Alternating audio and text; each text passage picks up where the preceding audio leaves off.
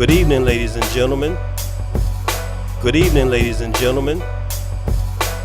Welcome to this edition of Follow Suit, Fashion Unfiltered. Follow suit is a mantra, which means to follow the suit. And as you follow it, you're going to come to realize the suit is a role model and a mentor whose purpose is to give guidance to the young men of this community and as well as to society. And it is my goal to honor and salute some of the individuals who not only put on the suit, but they wear it well. Hence the point, my guest today. Good afternoon and welcome back to another edition of Follow Suit, Fashion Unfiltered. Today I have the distinguished guest here with me. He took time out of his busy schedule to be here, so it's my pleasure and honor to have the man, the myth, the legend, Tony Richards. Richards, how you doing, Tony Richards? See, I know the man as T. Rich, so we just gonna call him T. Rich from here on out. How you doing, brother? That works for me. Good. Blessed and favored. Okay, so, we brought you up here on the show because, part of Follow Suit is we want to give flowers to those in the community who've been putting in the work and being a representative of what our community needs. So, but we're going to talk a little bit about fashion because that's what we start the show off with. You came dressed to the T, you've always been putting it in for a lot of years. I admired you, I've been inspired by you, and I've been watching you since I was a youngster. So can you tell me, where did you get your sense of fashion from? Just from the family members, uncles, always coming from that era of watching our elders always stay pressed up and go out for nightlife and always conscious about how their appearance was. How they looked, that was a stickler in my family. My older brothers always making sure that we were mindful of how their appearance was, and how, you went out and how you represented the family in a sense. So fashion was always something to be conscious of. Yeah, is it one particular person out of the many that you, in the family that you, or a coach or someone, an uncle, or someone that you always want to, like you emulated a little bit? I mean, not necessarily. It was just, always being mindful that, the older brothers, some of the guys in the neighborhoods, I watch guys, that we idolized as a young Allie Jones and some of the older guys that just always was pressed up, always was clean, back when Martini Carl's was a popular men's store that had strong fashion and the shoes that they wore, and watching the Charlie Johnsons, guys like that walked around the neighborhood always pressed up. So you always had an image in your mind of how, parents needed to be, especially when we went out. That was always a platform. We would go to New York frequently, and we would always come into those spaces with our attire real tight, because It was a competitive circle in some of those, party arenas. So we represented Boston. So that was a consciousness of always, having in your mind that, when we go into those other spaces that we gonna represent. Yeah, that's what we say. You gotta dress the part, look the part, and be the part. Absolutely.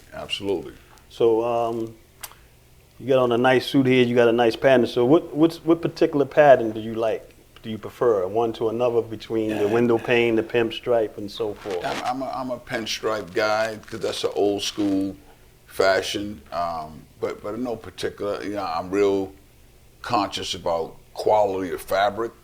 And I don't, just buy anything because the way it looks. I'm real conscious about how it feels on my body, how it fits. I've never been a tailor guy. I've never had a body size that I needed my outfits tailored.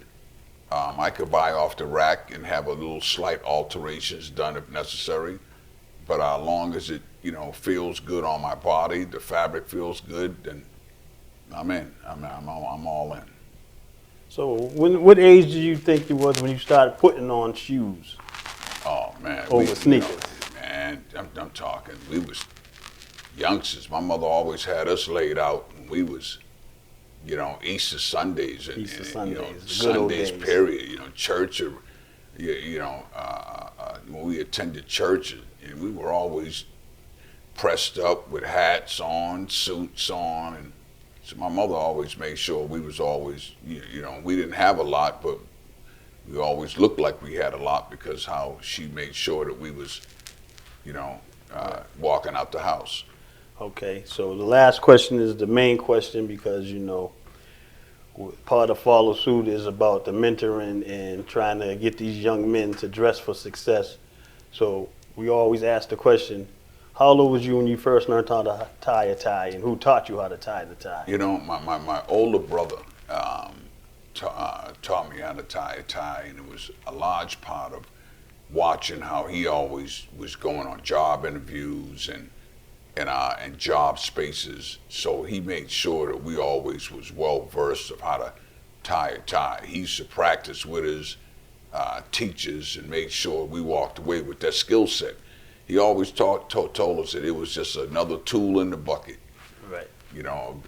We never got into the bow tie tie-in because that was a kind of a difficult space to, attach to. But knowing that we knew how to tie a necktie in various ways, because as you know, there's multiple ways to tie a necktie. Yes, sir.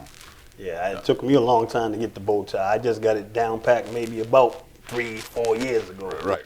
Bow tie. Yeah, that's a little different space to jump in, but the necktie ordeal, I'd say 12, 13, easily 12, 13. We knew how to tie a necktie. So that was something that you hold on to, So we try to instill that in the program with the young men because a lot of them were coming from broken homes, absentee fathers, and that's a skill that they can take with them and take them a long way of tying having a tie, tying on a tie and going out there and representing yourself. Yeah.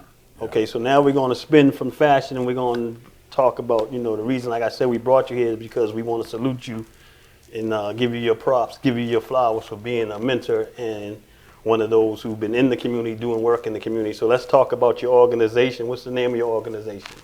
No Books, No Ball basketball program. We've added some mentorship components to it of late, probably the last 5-6 years. But No Books, No Ball was a spinoff of just me trying to create an environment and a recreational, platform that allowed my son, my nephews, that I knew the sacrifices that a lot of kids made, being drugged into the streets and not having enough activity to keep them occupied. So that was a birth of me trying to create a platform that allowed kids to, actively stay engaged, and then getting black men around them to be mentor them in ways other than basketball. A lot of these coaches they could never see themselves in coaching spaces, but a lot of times my buy-in to them was, you're not, I don't need you here to just teach them how to shoot a ball.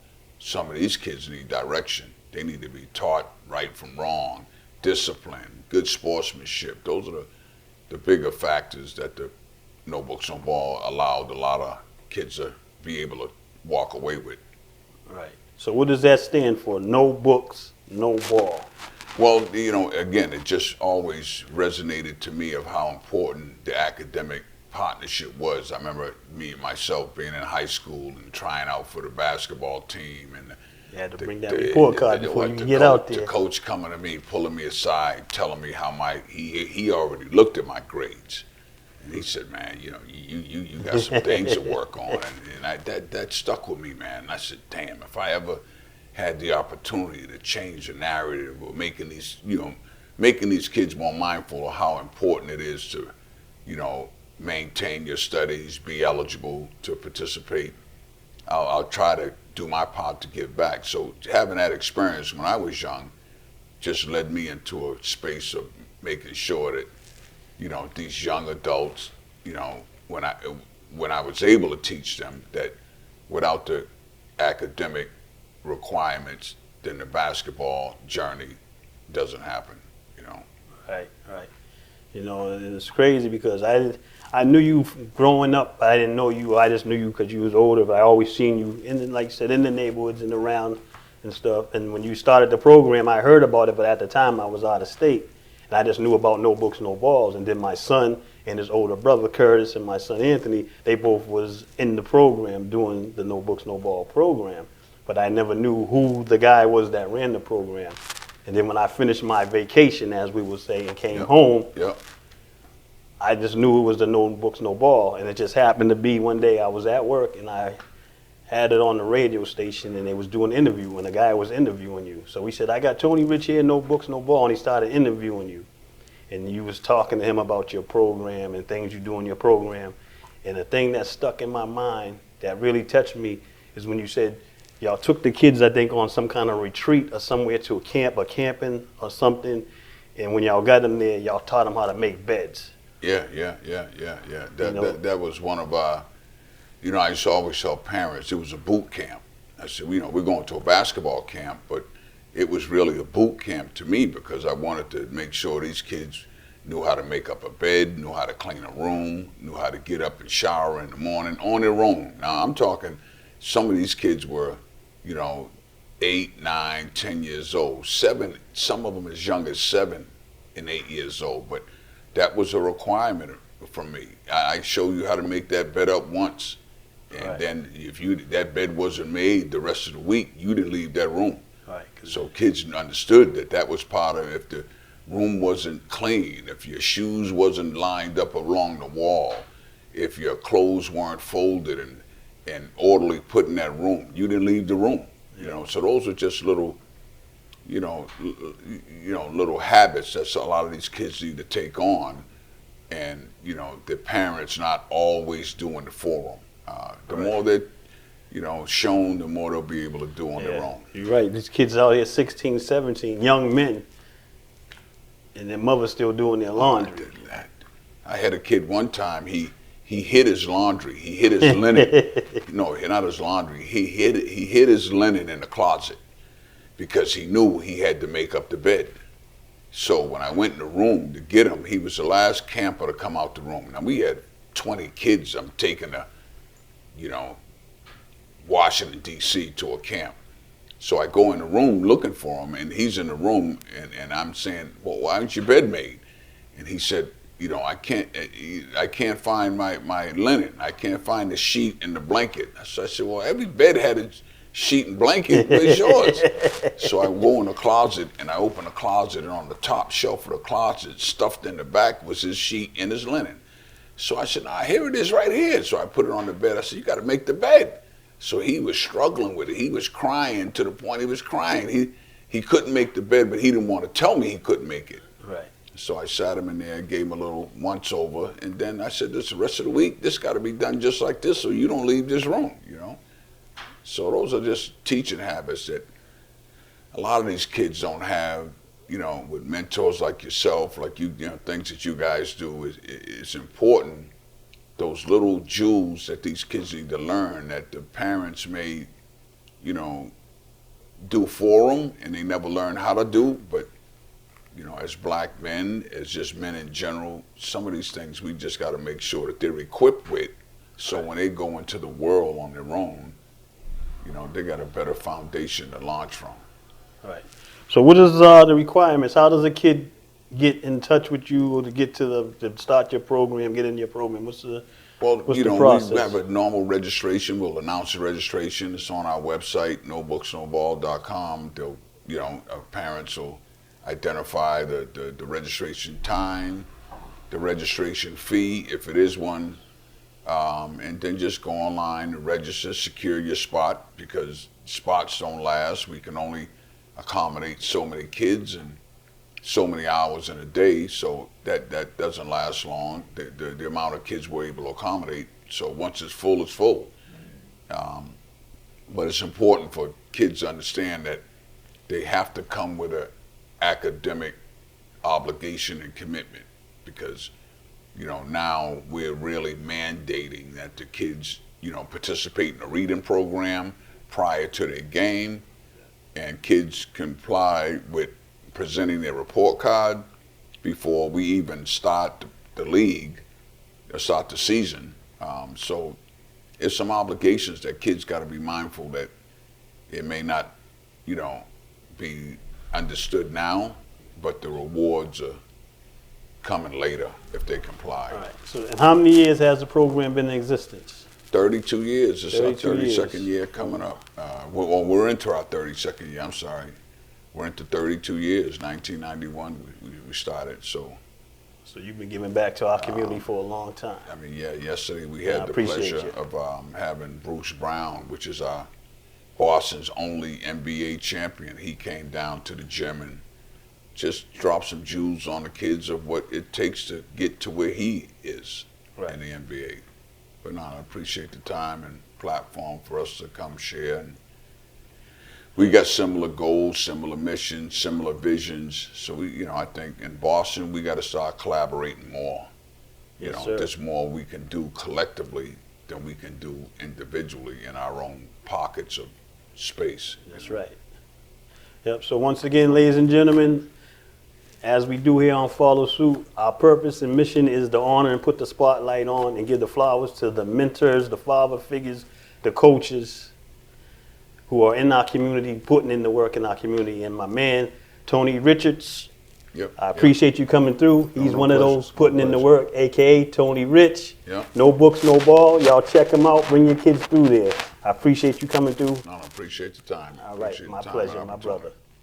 That's a wrap. Follow Suit the podcast. We'll be back with more.